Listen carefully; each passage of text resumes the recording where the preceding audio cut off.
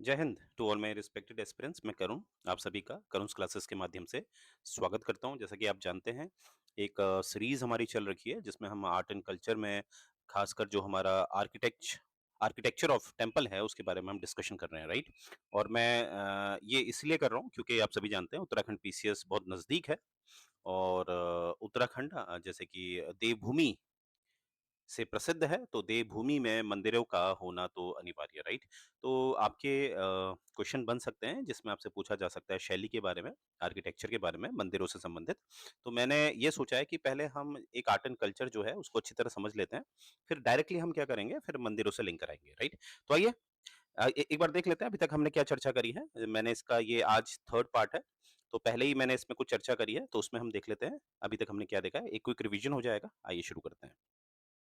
तो देखिए, जो पहला वाला लेक्चर है उसमें मैंने आपको बताया था किस तरह से जो हमारा मंदिर की शैली है उसका एक इवोल्यूशन हुआ है। इवोल्यूशन मतलब कोई चीज़ ग्रेजुअली क्या करती है, समय अनुसार अपने आप को परिवर्तित करती है, उसमें आकार में चेंजेस होने लगते हैं, राइट।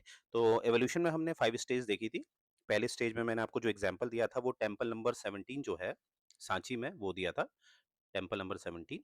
दूसरा मैंने आपको जो नचना कुठारा का जो माफ़ कीजिएगा, जो पार्वती टेम्पल है, ये जो पार्वती टेम्पल है, ये कहाँ पर है? ये नचना कुठार में है, नचना कुठार।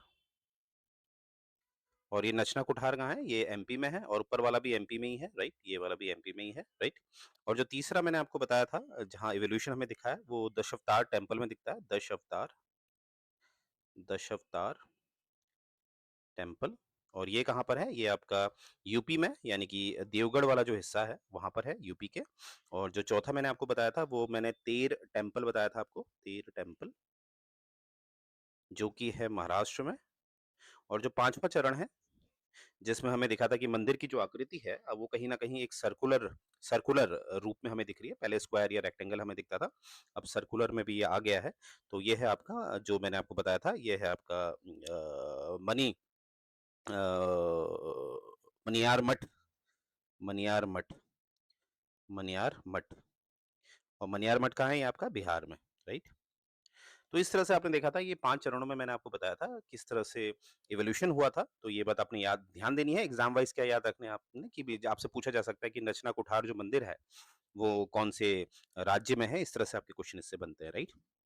फिर जो हमारा सेकंड वीडियो था, वहाँ पर मैंने आपको बताया था कि जो कुछ बेसिक फॉर्म्स हैं, जैसे कि मैंने आपको बताया था कि भारत की जो मंदिर शैली है वो मुख्यतः 2 में विभाजित होती है। अगर मैं नॉर्थ इंडिया की बात करूँ, तो वहाँ पर N for north, N for Nagar style मैंने बताया था आपको, नागर स्टाइल, जो मेरे सेकंड वाले लेक्चर में हमने डिस्कस किया है।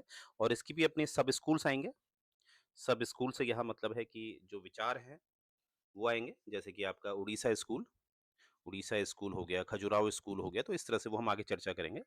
फिर हमने ये बताया था कि जो नॉर्थ में है आपका नागर स्टाइल, वैसे ही साउथ में है आपका Dravidian style, Dravidian style, right. ये आपका साउथ में है, साउथ में।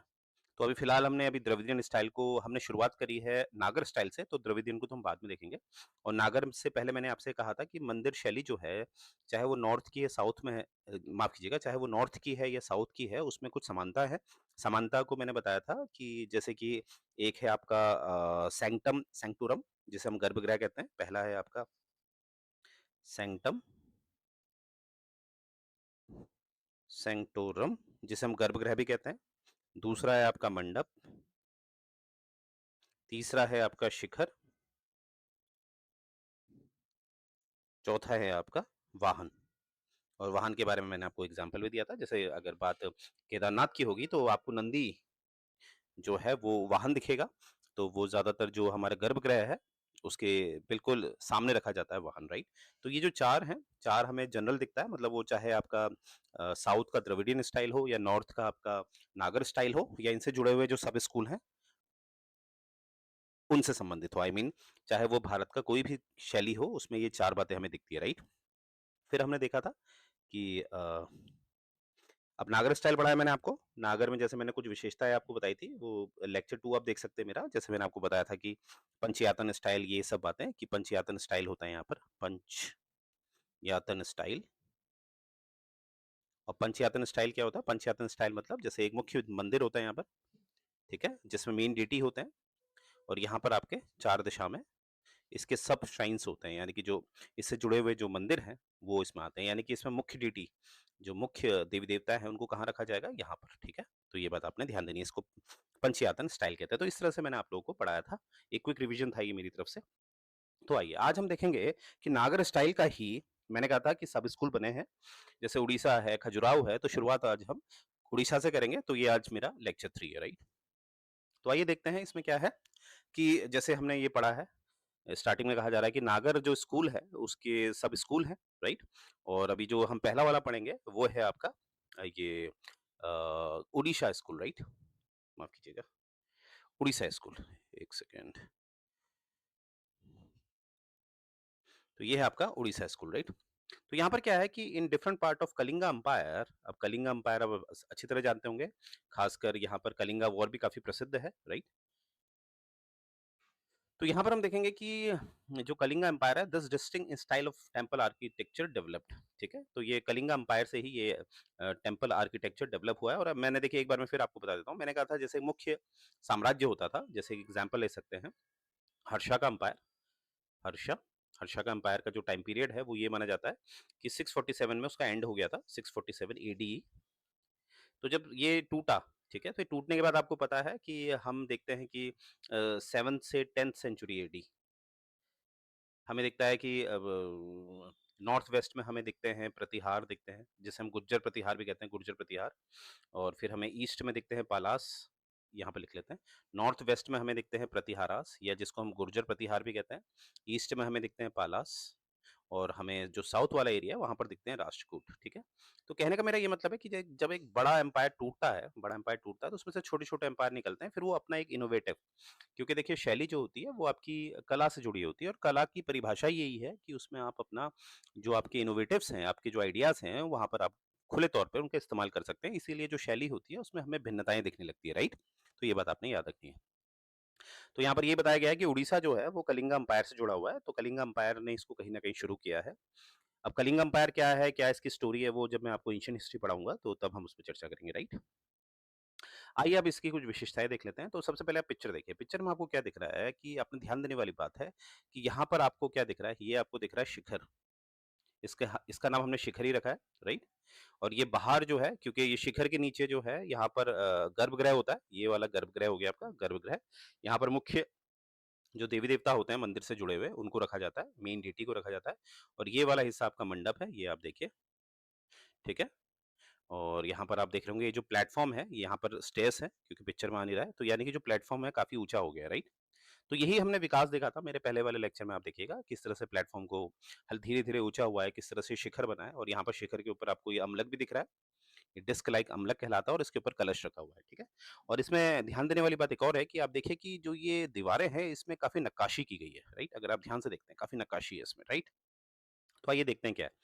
तो इसमें कहा गया है कि the exterior walls were lavishly decorated. मैंने बताया था कि जो हमारी जो वॉल्स हैं, ये बाहर वाली जो वॉल है, क्योंकि हमेशा जो दीवार होती है उसका एक इनर फेस होता है, एक आउटर फेस होता है। तो यहाँ पर आउटर फेस की बात की जा रही है, तो इसमें काफी नक्काशी की गई है, ठीक है? बहुत इनको सजाया गया है, जटिल नक्काशी है, ठीक है?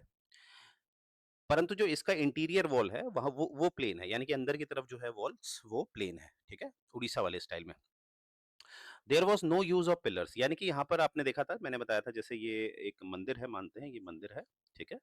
और यहाँ पर इसके ये मंडप है मान लेते हैं। ये आपका मेन आपका शिखर हो गया, शिखर। ये आपका मंडप हो गया है, मंडप।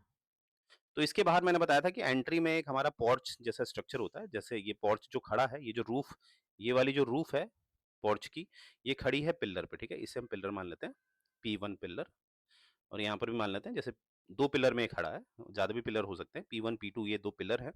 तो यहाँ पर क्या है, पिलर का इस्तेमाल नहीं किया गया है, तो क्वेश्चन है कि अगर पिलर इसमें नहीं इस्तेमाल किए गए हैं, तो ये रूफ़ कैसे खड़ी है? रूफ़ खड़ी है आपके जो आयरन के जो गिर्डर्स होते हैं, आयरन के गिर्डर्स मतलब ऐसा समझ लीजिए जिसे आप सरिया कहते हैं। सरिया का थोड़ा-सा अगर मैं उसको चौड़ा कर दूँ, लोहे का चौड़ा कर दूँ, तो उस पे ये खड़ा है, ठीक है? पिलर पे नहीं खड़ा है, आयरन की रॉड पे खड़ा है। आप ऐसे एक एक सिंपल तरीके से इसे ये कह सकते हैं, राइट? ये बात आपने ध्यान देनी है, वेरी इंपॉर्टेंट पॉइंट। तो ये वाला पॉइंट याद रखिएगा कि this is very, very important, right? Porch किस में खड़ा है? आयरन गिर्डर पे खड़ा है, मतलब जो बाहर जो पिलर है, पिलर का इस्तेमाल नहीं किया गया है इसमें। तो रूफ किस पे खड़ा है? आयरन गिर्डर पे खड़ा है। और ये भी याद रखना है कि जो इसकी दीवारें हैं वो बाहर की तरफ से उसकी नक्काशी है, अंदर की तरफ से नक्काशी नहीं है, ठीक है? आगे देखते हैं, शिखर की बात करते हैं। अब ये देखिए, ये शिखर है, आप सभी जानते हैं, ये हो गया शिखर। और ये हो गया आपका अम्लक, और ये हो गया आपका कलश, ठीक है? के से कलश, ए से अम्लक, और ये हो गया शिखर, ठीक है? अब देखिए, Shikhar in the Odisha school was known as Rekha Deol. ये बात आपने याद रखनी है, वेरी, वेरी इंपॉर्टेंट। 1 सेकंड। हाँ, ये देखिएगा, यहाँ पर याद रखिएगा, जो ये शिखर है, ये आपके उड़ीसा में कहलाया जाता है रेखा देओल, रेखा देओल, ठीक है? और यहाँ पर आप देख पा रहे होंगे, ये जो आपको एग्ज़ाम्पल दिया जा रहा है, ये है लिंगराज टेम्पल, जो कि है भुवनेश्वर पे। तो ऐसे आपने मंदिरों के नाम भी याद रखने हैं, और किस स्थान पे ये मंदिर स्थित है, ये भी आपने बात याद रखनी है। तो यहाँ से आपने क्या ध्यान देना है, जो शिखर है, यहाँ पर उड़ीसा स्कूल में क्या कहलाता है? रेखा, रेखा देओल, राइट? नेक्स्ट हम देखते हैं, जो मंडप है, मंडप को यहाँ पर कहा जाता है जगन मोहन, ठीक है? तो ये बात याद रखिएगा, जैसे ये हो गया आपका रेखा डियोल, क्योंकि शिखर को यहाँ पर रेखा डियोल कहा जाता है। और ये भी याद रखेंगे कि शिखर को ये लोग विमान भी कहते हैं, ठीक है? शिखर को ही विमान भी कहा जाता है। उड़ीसा में चाहे शिखर बोलें या विमान बोलें, वो याद रखिएगा, वो समानार्थी है।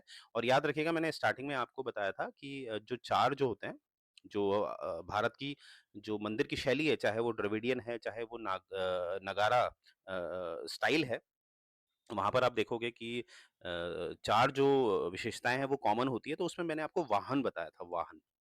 वाहन क्या है? जो एक जो गर्भगृह है, ठीक है? जो सैंक्टम है, जो गर्भगृह है, उसके बिल्कुल सामने जो होता है, वहाँ पर वो वाहन है। यहाँ पर ये विमान है, ठीक है? तो ये शिखर को ये लोग विमान भी कहते हैं, ये बात आपने याद रखनी है। तो मंडप यहाँ पर क्या कहलाता है? जगमोहन, जगमोहन कहलाता है। और जो ground plane of the main temple was square, यानी कि जो मेन टेम्पल होता है, ये वाला आप देख रहे होंगे, यानी कि ये जो गर्भगृह है, मंडप है, इसका जो नीचे जो इसका बेस होता है, वो क्या होता है? ज़्यादातर स्क्वायर होता है। स्क्वायर होता है, राइट? ये बात आपने याद रखनी है, क्योंकि कहीं पर आपको रेक्टेंगल भी दिखता है, और आगे चल के तो हमें कहीं न कहीं आपने देखा कि सर्कल में भी दिखता है। तो यहाँ पर याद रखेंगे, जो मेन इनका जो बेस है वो है स्क्वायर, राइट? आगे देखते हैं, temples were surrounded by a boundary wall as in the Dravidian style. देखिए, एक अगर कोई आपसे पूछे कि मोटे-मोटे तौर पे जो नागर स्टाइल है, नागर स्टाइल और जो द्रविडियन स्टाइल है, उसमें एक जो विशेषता हमें दिखती है, जिसमें बिल्कुल वो अलग-अलग दिखते हैं, वो ये है कि द्रविडियन स्टाइल में क्या होता है, जैसे कोई एक मेन मंदिर है, मानते हैं ये मंदिर है मेन, और इसकी जो प्रेमाइस है, उसके चारों तरफ ऊँची-ऊँची दीवारें होती हैं। ऊँची-ऊँची दीवारें चारों तरफ बहुत ऊँची होती है, और यहाँ पर एक बहुत माइटी गेट होता है। माइटी मतलब बहुत विशालकाय गेट होता है। इस गेट को कहा जाता है गोपुराम। ये है आपका थोड़ा द्रविडियन स्टाइल का, ठीक है? द्रविडियन। इस गेट को क्या कहा जाता है? गोपुराम, और ये है द्रविडियन स्टाइल। तो और नागर में हमें जो नागर स्टाइल है आपका नॉर्थ में, वो वहाँ पर हमें ये वॉल्स का कॉन्सेप्ट नहीं दिखता है, ठीक है? वॉल्स का कॉन्सेप्ट नहीं दिखता है। बट यहाँ पर आप देखेंगे, जो आपका उड़ीसा स्कूल है, उड़ीसा स्कूल जो है, उड़ीसा स्कूल, अब ये सब स्कूल किसका है? ये सब स्कूल है आपका नागर स्टाइल का, नागर स्टाइल का। बट इसमें आपको क्या दिखेगा कि इसमें जो मंदिर है, मुख्य मंदिर है, उसके चारों तरफ आपको दीवालें दिखेंगी, ये देखिए। ये आप मंदिर में देख पा रहे होंगे, इतनी ऊँची-ऊँची दीवालें आपको दिख रही है, जो कहीं न कहीं विशेषता है किसकी? द्रविडियन स्टाइल की। बट हमें ये उड़ीसा स्कूल में दिखती है, जो सब स्कूल है किसका? नागर स्टाइल का। तो यहाँ पर हम ये कह सकते हैं कि उड़ीसा स्कूल एक तरह का एक ऐसा ज़ोन है, जो कहीं न कहीं दोनों की विशेषता हमें दिखाता है। दोनों से मेरा मतलब है, एक तरफ नागर स्टाइल, और एक तरफ आपका द्रविडियन स्टाइल, ठीक है? तो यहाँ पर नागर style, N for Nagar style, ये द्रविडियन स्टाइल है। तो इसका जो बीच का कहीं न कहीं जो विशेषताएँ हैं, वो हमें कहाँ दिखती है? उड़ीसा में। ख़ासकर ये जो चारों तरफ दीवालों वाला कॉन्सेप्ट है, राइट? तो ये बात आपने ध्यान देनी है। अब इसका ये कतई मतलब नहीं है कि इसका जो गेट है वो गोपुराम कहलाता है। गोपुराम ज़्यादातर आपको कहाँ दिखेगा? वो आपके दक्षिण वाले जो द्रविडियन स्कूल है, उसी में दिखेगा। गोपुराम से मेरा तात्पर्य है जो बड़े-बड़े विशालकाय गेट होते हैं। तो यहाँ पर जो बाउंड्री वाला जो एग्ज़ाम्पल है, ये है आपका जगन्नाथ टेम्पल, जो पुरी में है। क्योंकि बहुत सारे जो बालक-बालिकाएँ हैं वो कन्फ्यूज़ हो जाते हैं कि जो ऊँची-ऊँची दीवारें जिसके चारों तरफ होती है, वो द्रविडियन स्टाइल होता है, और इसलिए उड़ीसा में बहुत लोग इसको जगन्नाथ स्टाइल को कह देते हैं कि ये, माफ़ कीजिएगा, जो जगन्नाथ टेम्पल है इसको कह देते हैं कि ये एक द्रविडियन स्टाइल का है। बिल्कुल नहीं, ये एक नागर स्टाइल का सब स्कूल है, जिसे हम उड़ीसा स्कूल कहते हैं, राइट? आगे देखिए, यहाँ पर भी आपको एक और दिखेगा कि ये जो आपको दिख रहा है सन टेम्पल ऑफ कोणार्क, जिसको ब्लैक पगोड़ा भी कहा जाता है, ये क्वेश्चन पूछा गया है। तो याद रखिएगा जो सन टेम्पल जो कोणार्क में है, उसको ब्लैक पगोडा भी कहा जाता है। अब यहाँ पर देखिए, यहाँ पर आपको किसी भी तरह का वॉल नहीं दिख रहा है, और इसमें शिखर देखिए, शिखर आपको दिख रहा है ऐसे। यहाँ पर थोड़ा अम्लक भी आपको दिख रहा है, पर कलश यहाँ पर नहीं दिख रहा है, राइट? तो इस तरह से आप देख लोगे, प्लेटफ़ॉर्म भी ऊँचा हुआ दिख रहा है, राइट? और ये बाहर दीवालों में नक्काशी आपको दिख रही है, ठीक है? तो ये विशेषताएँ हमें दिख रही है, राइट? आगे देखते हैं। लिंगराज टेम्पल ऑफ भुवनेश्वर, ये देखिए। ये है लिंगराज टेम्पल ऑफ भुवनेश्वर, ये देखिए। यहाँ पर आप इस रेखा ड्योल को देखिए, रेखा ड्योल मतलब शिखर, और यहाँ पर देखिए ये अम्लक है और ये ऊपर कलश है। तो ये है आपका लिंगराज का मंदिर, जो कहाँ है? भुवनेश्वर में। नेक्स्ट हम देखेंगे, 1 सेकंड। राजरानी टेम्पल, जो कि है आपका भुवनेश्वर पे। राजरानी टेम्पल, ये आप देख पा रहे होंगे, ठीक है? तो यहाँ पर भी देखिए, ये शिखर आपको दिख रहा है, जिसे रेखा देओल कहा जाता है, राइट? ये हो गया आपका अम्लक, और यहाँ पर भी आपको कहीं न कहीं कलश दिख रहा है, ये अम्लक। और इसके सामने आप देख रहे होंगे, ये मंडप है, राइट? और कहीं न कहीं थोड़ा बहुत ये प्लेटफ़ॉर्म बड़ा है, जो धीरे-धीरे आगे हमें दिखता है कि काफ़ी ऊँचा होता है, तो यानी कि ये प्लेटफ़ॉर्म हल्का-सा बढ़ाया जा रहा है, राइट? ये आप देख पा रहे होंगे। नेक्स्ट हम देखते हैं, मुक्तेश्वर टेम्पल, भुवनेश्वर का ये देखिए मुक्तेश्वर टेम्पल है ये। तो ये देख रहे होंगे आप, शैली आपको एक सी दिख रही होगी, राइट? देखिए नक्काशी देखिए, और एंट्री देखिए इस तरह से, ठीक है? और यहाँ पर देखिए ये अम्लक दिख रहा है, कलश दिख रहा है, और कहीं-कहीं पर कलश के ऊपर आपको झंडा, अब झंडा तो ये आजकल लोग लगाते हैं। ये ऐसा तो नहीं है ना कि कपड़े की कोई इतनी लिमिट नहीं होती कि वो हज़ारों सालों तक जीवित रहेगा कपड़ा, राइट? वो खराब हो जाएगा ड्यू टू वेदरिंग, तो कपड़ा जो लगता है इसको हम इतना कंसिडर नहीं करते हैं। हाँ, बस कलश हो गया, अम्लक हो गया, और उसके नीचे जो रेखा देओल है या शिखर है, ठीक है? क्योंकि मैं ओडिशा स्कूल की बात कर रहा हूँ, तो यहाँ मैं शिखर को क्या बोल रहा हूँ? रेखा देओल, जिससे कि आप लोग को याद हो जाए, राइट? तो इस तरह से आपने देखा होगा, ये हमारा था उड़ीसा स्कूल, और ये किसका सब स्कूल है? ये है आपका नागर स्टाइल का, ठीक है? और जो हम कल पढ़ेंगे वो है आपका खजुराहो स्टाइल, जैसे कि आप देख पा रहे होंगे।